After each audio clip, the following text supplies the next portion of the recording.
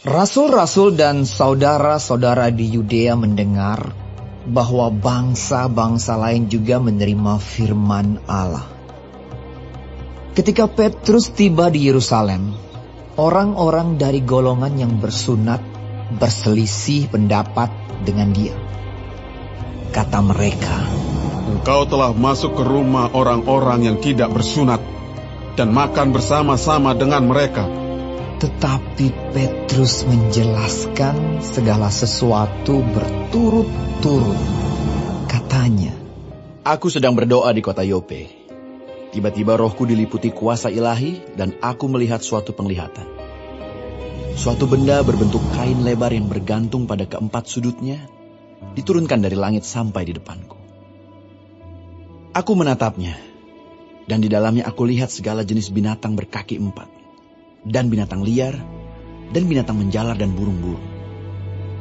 Lalu aku mendengar suara berkata kepada aku, 'Bangunlah, hai Petrus, sembelihlah dan makanlah.' Tetapi aku berkata, 'Tidak, Tuhan, tidak, sebab belum pernah sesuatu yang haram dan yang tidak tahir masuk ke dalam mulutku.' Akan tetapi untuk kedua kalinya suara dari sorga berkata kepadaku, 'Apa yang dinyatakan halal oleh Allah, tidak boleh engkau nyatakan haram.'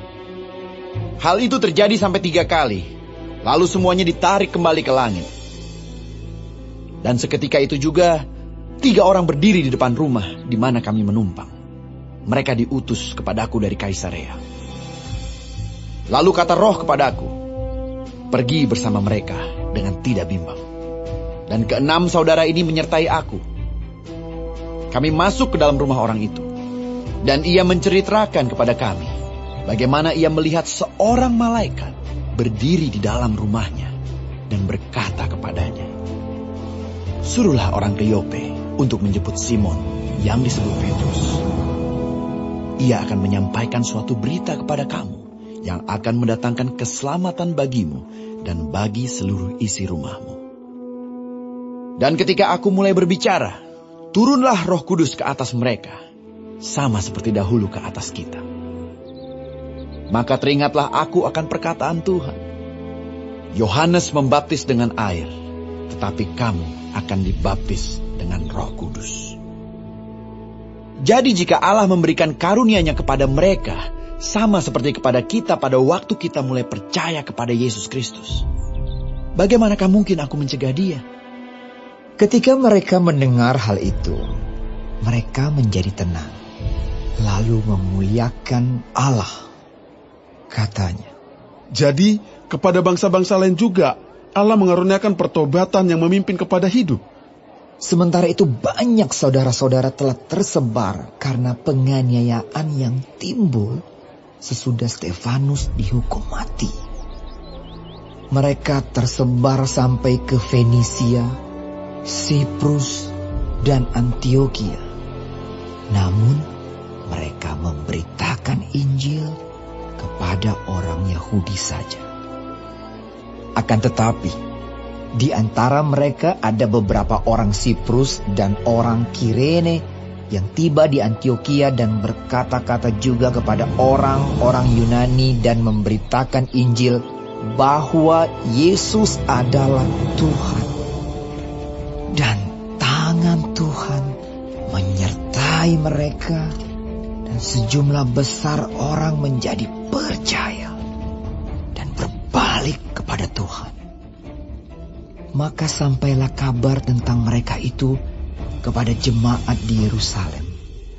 Lalu jemaat itu mengutus Barnabas ke Antioquia.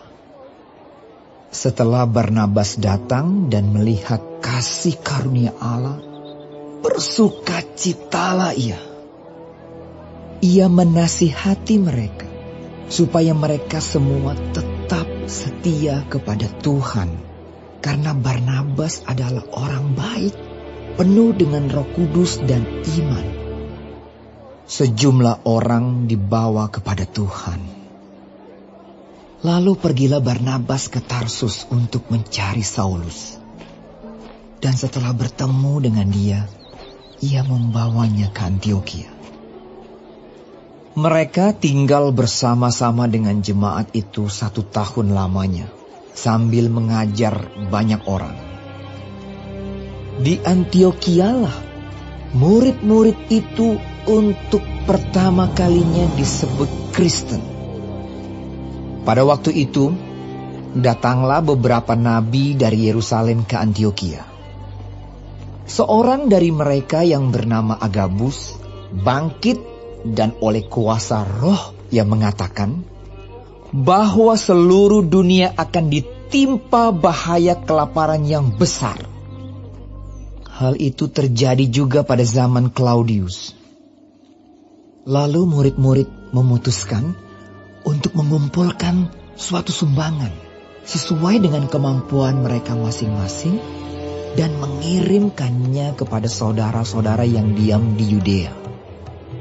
Hal itu mereka lakukan juga, dan mereka mengirimkannya kepada penatua-penatua dengan perantaraan Barnabas dan Saulus.